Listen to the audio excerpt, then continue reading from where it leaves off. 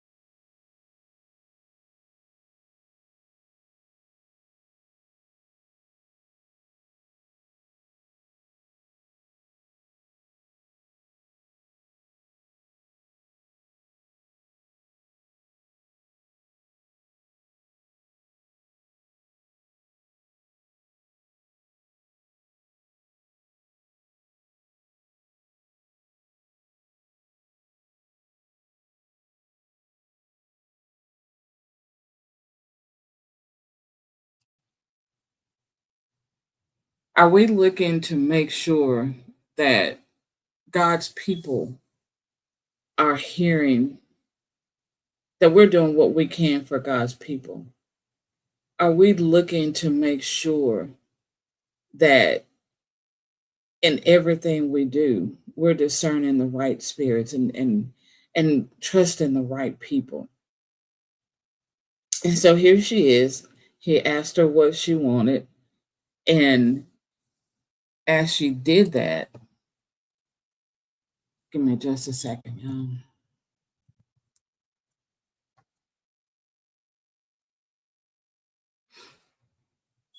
So as she did that, he asked her what she wanted. She said, I don't need anything. I have need of nothing. No special favors. But what he did give her was what he could. One thing she didn't have was a son. So this woman was able to, because of him, she gave birth.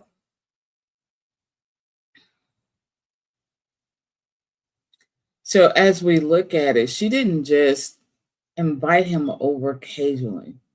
She built a permanent chamber for him. So she was intentional, she made investment in him, and she was consistent with him being able to come and hang out with them. So we need to do that. We need to be intentional with bringing permanent chambers in our hearts and in our life for God. And so we're able to build a room in our lives that look like a consistently praying time, consistently consecrated spaces in our homes, prioritizing our kingdom living. If we're in a place to where we're supposed to bring people into our home and allow them to eat or just congregate. And I know everybody's like, oh no, I'm not doing that because we've moved away from that. And you guys have heard me speak many a times that my mom after church, we were always there, but it wasn't just after church. People knew that Miss Whitney's house was always welcome. And so when I think of this woman, she reminds me of my mom. You know, with that just I'm given and no, I don't need anything from you. That's just who I am. So I challenge each of us who consider ourselves women of God, even our men of God. Because when she said that, her husband supported her with that. We can talk about the Shunammite woman, but when she went to her husband, and it says in verse 9, she said to her husband, behold, I sense that this is a holy man of God who frequently passes our way. Let's make a room. Her husband could have said, I ain't gonna make no room for no what? No. So you can see the relationship they had together. That her husband honored her, she honored her husband. They were able to do these type of things together as family. And so we need to be intentional with how we speak to our families, our husbands, and what we have in place, and just build. And when we prioritize kingdom living, that's what happens. We understand who we are in God, and we're able to communicate and work together. Because what happened to her is that she got an unexpected blessing. She didn't ask for a son, yet God blessed her obedience. Hmm. God blessed her obedience with something that she longed for in silence. She silently longed for a son, but it says here that her husband is old. So we have a young lady, because it didn't say that she is, a young lady and an older husband. So she said, I'm not gonna have a son. Then she gave. Everybody became her child. And so, but God said, But when Elijah said, well, her Elijah's servant said that she doesn't have a son, Elijah told her, woman, you're going to conceive. And she said, don't play with me. She said, don't lie to your maid servant. So she basically said, man, don't play with me. He said, yep. And so she received something that she never asked him for. She didn't say, you're a man of God, give me a son. She said, I don't have no need of nothing. I'm okay. So I want you guys to understand her heart. We've talked a lot about heart posture, meaning her consciousness of just being and doing. So she didn't ask for that son, but she was blessed with it because of her obedience. And just think about it. When you make room for God, He will bless you with things beyond your spoken prayers. He will bless you with things that you're afraid to ask for because it's above you. He will bless you with these things. Does that mean that every day is going to be rainbows and lollipops? Heck no. Understand who God truly is, but understand that He can also give you those desires. So, picking up in verse 18, when the child was grown, the day came that he went out to his father to the reapers. But he said to his father, my head, my head. And the man said to his servant, carry him to his mother. And when he had carried and brought him to his mother, he sat on her lap until noon, and then he died. She went up and laid him on the bed of the man of God. She shut the door. I want y'all to hear this woman's posture. You hear me? She shut the door of a small upper room, beheld him, and left.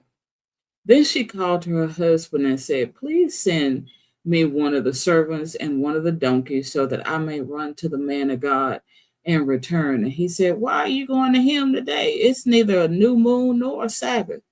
And she said, it'll be all right. And so think about this, y'all. She said, it'll be all right. Faith. Do you hear the faith in this woman? She didn't scream and holler and run up, do something, do something. You know all the things we see on TV that now people think that they're supposed to do. But she didn't. And her husband said, well, what you going to him for? It's not the Sabbath day. No, it's the beginning of the month. Why? And she said, just, let me go. And her husband, again, trusted in loving his wife, said, okay. Then she saddled the donkey, picking up in verse 24. Then she saddled the donkey and said to the servant, drive the animal fast. Do not slow down the pace for me unless I tell you. So she set out and came to the man of God at Mount Carmel. When the man of God saw her at the distance, he said to Gehazi, his servant, look, there's a Shunammite woman. Please run now to meet her and ask her, is it well with you? Is it well with your husband? Is it well with your child? And she answered, it's well. Y'all, I need y'all to hear this woman's faith. So when she came to the mountain, picking up in 27, when she came to the mountain, to the man of God, she took hold of his feet. Gehazi approached to push her away, but the man of God said, let her alone, for her soul is desperate and troubled within her. And the Lord has hidden the reason from me and has not told me. Then she said, did I ask for a son from you, my Lord? Did I not say, do not give me false hope? So now she's crying because she's wondering, if you gave me this son, why am I losing him? So I must not be losing him because you said I would have his son. Now, surely you didn't lie to me. Picking up in verse 29. Then he said to Gehazi, gird up your loins, prepare now and take my staff in your hand and go to the woman's house. If you meet any man along the way, do not greet him. And if a man greets you, do not stop to answer him. And lay my staff on the face of the boy as soon as you reach the house.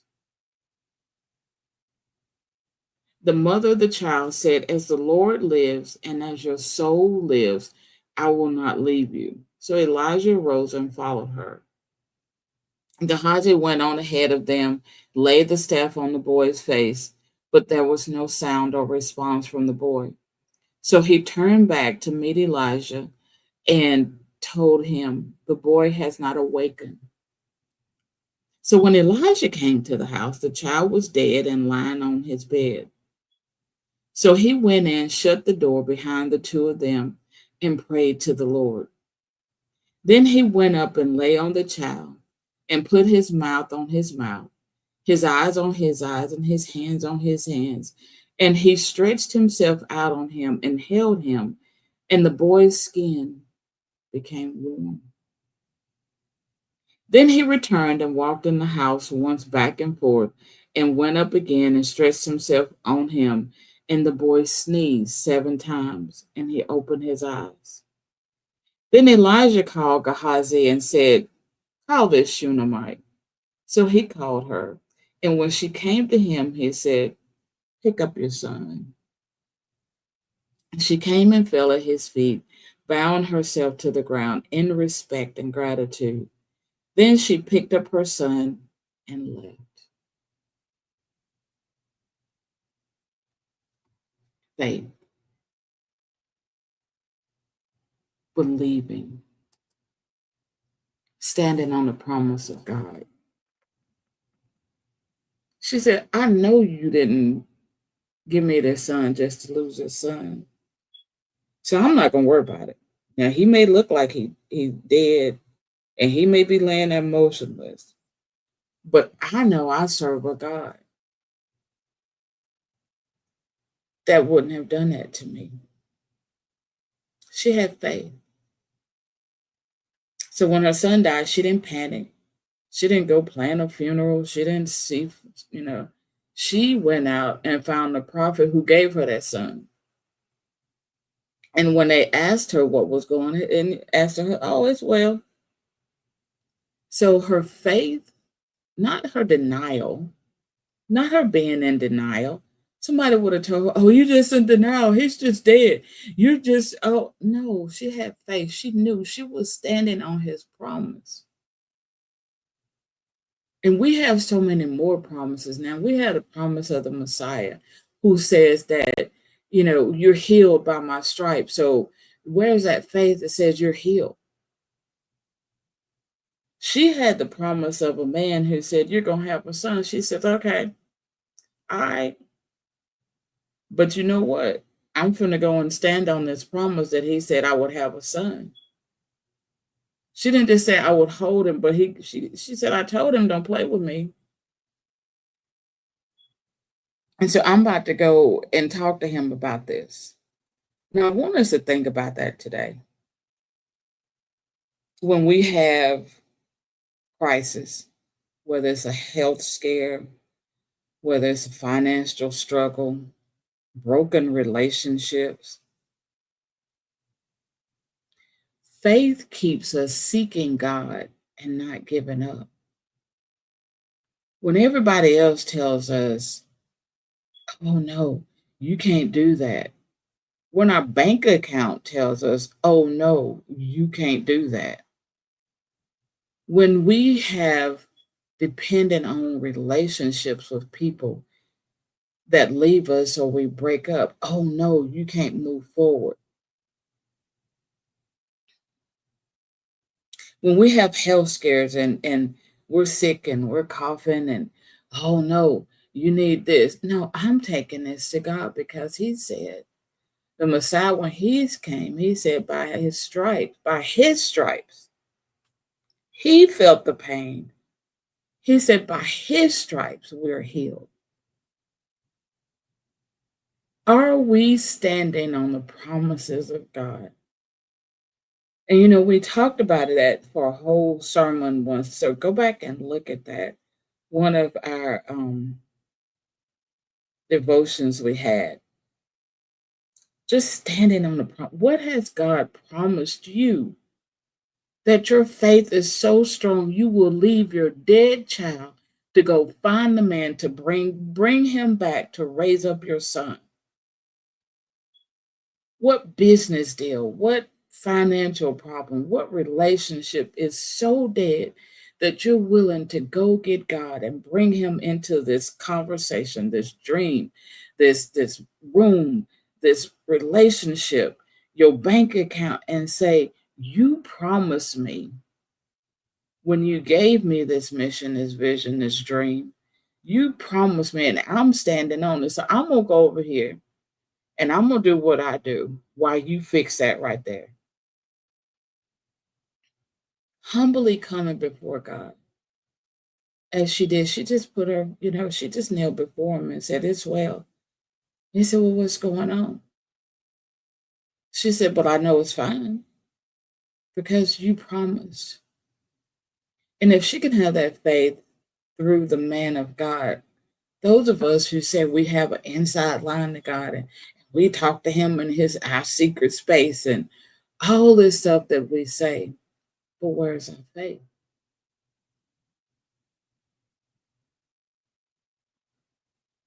She left her dead son. She got on the donkey and she got a servant and she went and got some help.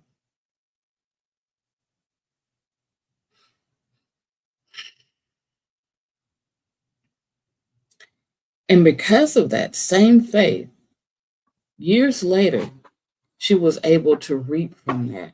Let's go on over to chapter 8. So, as things happen through, so in chapter 8,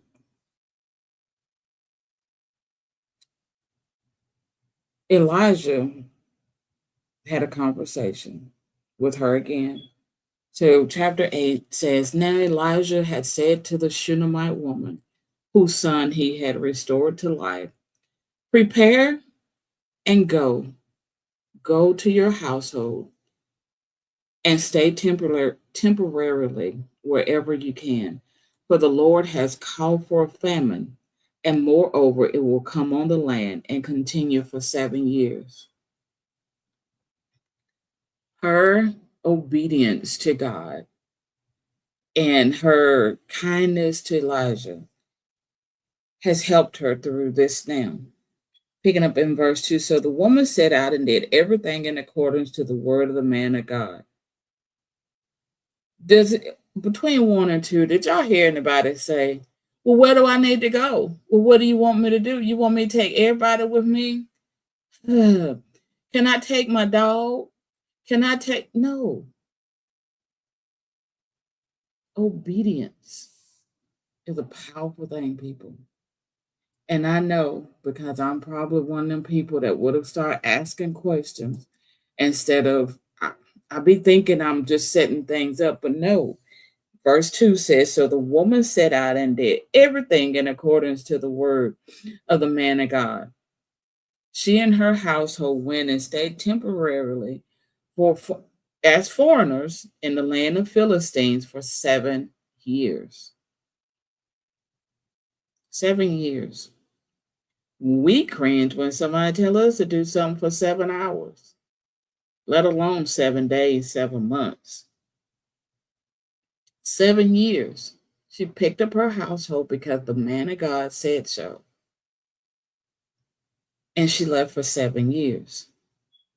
Picking up in verse 3, and at the end of the 7 years, the woman returned from the land of the Philistines, and she went to appeal to the king of Israel for her house and her land back. Now the king was talking to Gehazi, the servant of the man of God, saying, tell me all the great things that Elijah has done. Verse 5, and just as Gehazi was telling the king how Elijah had restored the dead to life, behold, the woman whose son he had restored to life appealed to the king for her house and for her land. And Gehazi said, my lord, O king, this is a woman. This is her son, whom Elijah restored to life. I'm going to stop there for a minute too, y'all. Was that coincidence? You're going to tell me just as the king is asking Gehazi, Tell me about let me tell me about the man of God. Tell me what Elijah's done. And just as he's talking about her, God will put your name in rooms that you're not in. And sometimes to prepare a way. He will prepare the room before you walk into it. Y'all didn't hear me, did you? He will set the scene and prepare the stage for you to walk into it. When you've been obedient, when you've done the things that he wants you to do, when you have walked the way he walked, when he told you to leave for 7 years, she said, all right, I got you. She packed up and she left. She come back and she said, well, I'm just going to go to the king and appear. She didn't go to Elijah and say, can you ask me what I want? Can you introduce me to the king? No, her faith.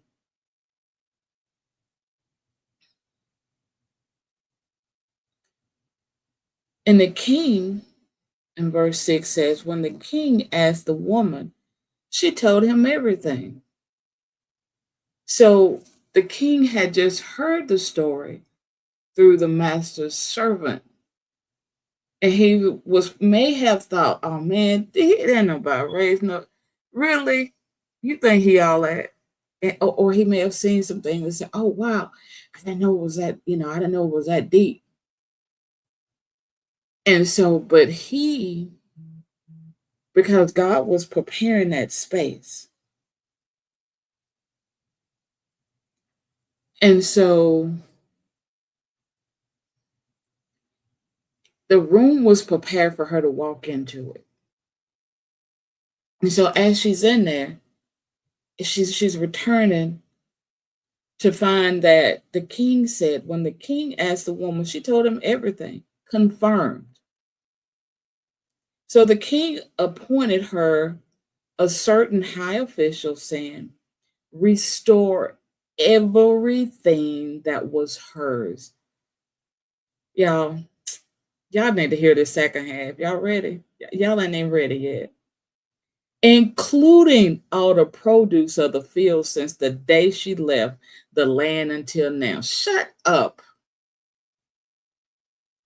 When we talk about let God be God,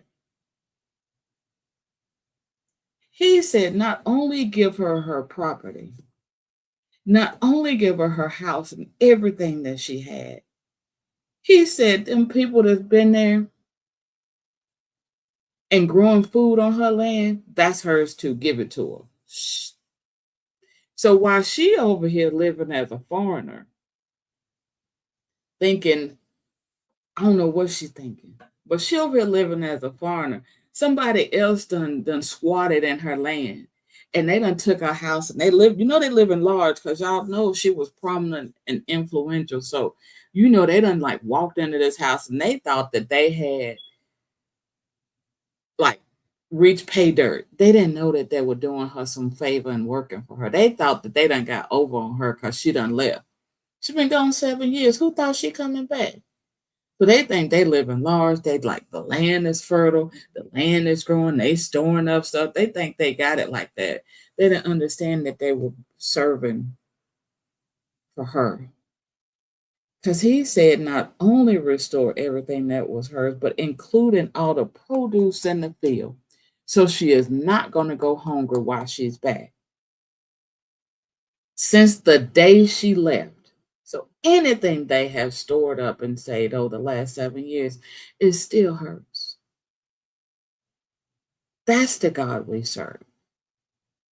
Now, we also know her heart. So those people probably stayed there in a smaller house and they probably got to eat half of it too, because that's who she is.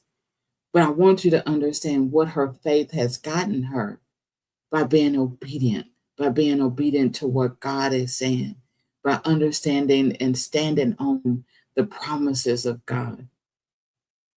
When things look bad, when she had to deal with the family, when she had to leave, and it probably wasn't easy living as a foreigner, but she did it, and her obedience paid off. God had preserved what belonged to her. So when we think about this, when we make room for God, He not only blesses you, but He has the power to restore everything that you've lost. And I know some of us are saying we've lost a lot, but God can restore it. We just need to be obedient and stand on the promises He's made for us. So we need to make room for God. Make room for God in our lives, in our homes, in our schedules, in our relationship.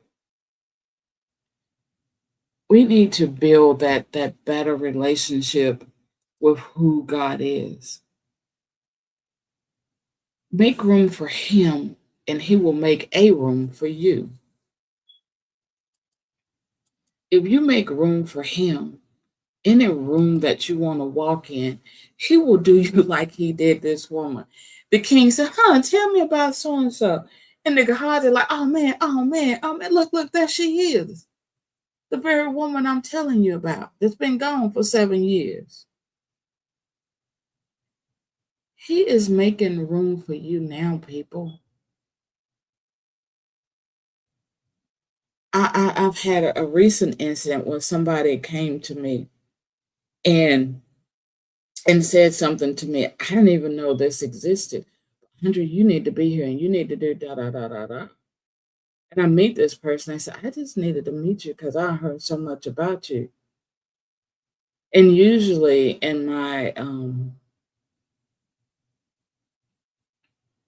I don't even know what you call it, but my unable to accept compliments, I used to say, oh, I hope it was all good, because that's what we were taught to do and to play it off. But I said, thank you, I appreciate it. Y'all, it took me years to be able to say that when I get compliments. But I'm trusting God. I'm working really hard to be obedient. And I want us to recognize that God allows us in our discernment to understand who we need to have in our circle, who we need to push back from our table, who we need to trust in, how to trust in Him. You know, we have gotten to the point to where we don't trust people, but we have to trust God. So some people we have to trust the God in them, but we have to keep our discernment straight and listen and be obedient when God speaks to us, whether it's in a whisper or He have to knock us upside the head. Because some of us, He have to knock us upside the head because we swear we didn't hear Him the first 5 times. But He's a patient and He's a merciful God. So I want you to think about this. What in your life do you feel is dead right now? That you said it's over. It is well. It's just over. I'm just going to move on. Is it something that you need to trust God in to bring back to life, to fix, to put somebody in the room that can restore all that you lost? Because God is truly in that restoring season right now. He tarries His coming, a lot of speed happening. So I want us to think about this woman. When things get tough, when we think that this is just this causes loss, ask God, does this cause loss? If He said yes, then keep moving. If He tells you no, then keep trusting. Even though it seems like it's dead, keep trusting when you know He's told you something. The Shunammite woman shows us that when you make intentional space for God, miracles happen, restoration happens, favor follows you because she made room for God. Even with her being influential, and that's just a reminder to us that as we grow and glow and keep moving up, do not forget the small beginnings that God gave you. And don't forget, God never failed to give his name praise. Everything that you do. My mama used to drill in me, trust him for one thing, trust him for all. But she used to say, even the smallest things. I'm talking about the simplest thing. God, where are my keys? Where did I put that other sock? Do you know that he'll even answer that kind of stuff? Always, I've never get upset when I lost like a whole lot of money once, and I'm like, what, huh? And everybody's like, aren't you upset you lost this money? I'm upset, but and I sit down one day, God, okay, I don't know where it is, but apparently you do. So I'm gonna sit here till you tell me where it is. Not too long ago, maybe a month ago, I lost my glasses. Unless I have my contacts in, I can't read. And I needed my glasses. And I looked for them all day long. And I finally, because I knew they couldn't be too far, finally about half the day gone, I done made everything bigger on my computer. I said, you know what, Andre, this don't even make no sense. You ain't left the house in like 2 weeks. So I go in there and I sit on my bed. I say, Lord, I don't know where my glasses are. So I'm gonna need you to bring one of your little angel people or somebody to figure out where it is and just let me know because I need to see. So I got up, I walked out of the room, and I walked back in the room, and there they were. I swear that I had looked in that spot before. I know I did. But somehow or another that they were right there in that spot. And I said, okay, thank you. I appreciate it. Nice to be able to see. I wonder if at time if I had just asked them just fix my eyes. Hmm. That's another conversation. I'm gonna think about that one. Yes, I just said that out loud in public on a recorded line. Something to think about. Y'all pray for me because guess what? I'm not perfect. I'm still human too. But I'm gonna think about that one. I wonder if he took my glasses and said, Andre, I can just make you see. And me with my carnal mind, I was just looking for my glasses. I'm gonna have to go back and think about that. Thank y'all for just helping me remember that. So when you create a physical or spiritual space, just like the prophet's chamber this week, maybe you can create yourself a prayer corner if you don't have one, or create a devotional time if you don't have one, or act in hospitality to somebody. You know, even if it's somebody you don't know, maybe be nice to somebody. Ask God who needs a gift card this week. If you're able, maybe you can send somebody a gift card to Starbucks or Walmart or a gas card. Lord, everybody can use one of them and see what God says, something different. And what I want you to, why I'm asking us to do this is because I want us to start listening even more so, because it's so imperative in this season to have God's discernment. So I want us to reach out to somebody we haven't that needs something that we don't know they need, but ask God, who do you want me to bless today according to you? And allow Him to tell you who and what. And then do it and see how it affects that person. I can't tell you how many times that I have reached out to people that God has said reached out to, and all they do is cry because it's like I was sitting here and I didn't know who to call, and I just needed somebody to talk to. Like, allow God to use you like that. whether it's a conversation, whether it's a gift card, whether it's dinner, lunch, breakfast, I don't know. And it may be something so bizarre that you never would have thought of, so you know it came from God. I'm just challenging us to build our faith and our discernment at the same time. Listen to God and pay attention to who and what He's telling us to do because we're in that season. We're in that season of not only elevation, but restoration. And so I want us to just be that person that God can use.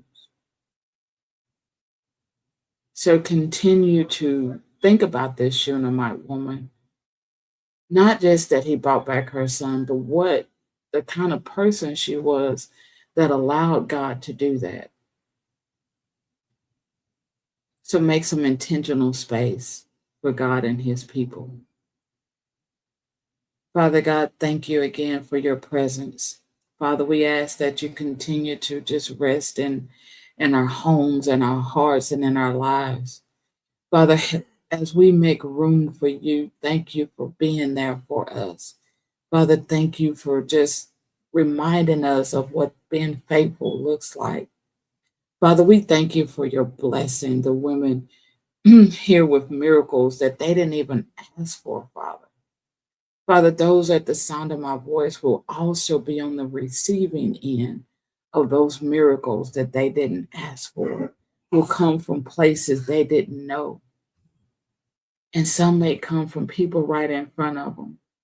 But those silent things that you know they need, Father, I ask that you bless them this week and show them who you are.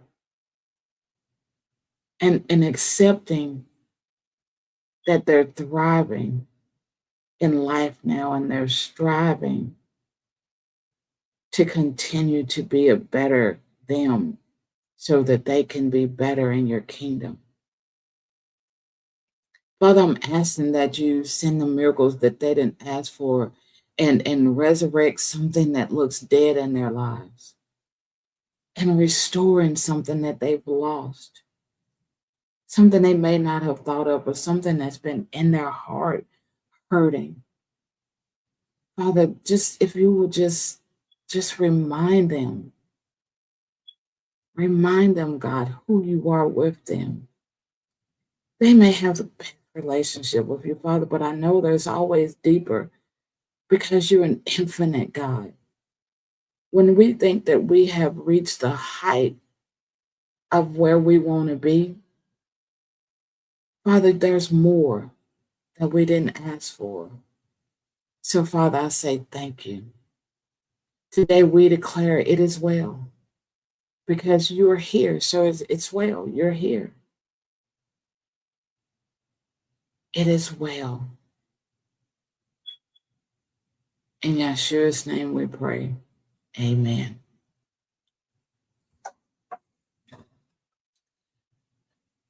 So as we leave this week, I want to just remind you that when you make room for God, He makes room for your miracle. Thank you for listening and just tuning in and being here with me for another broadcast of the Hope and Harmony Show.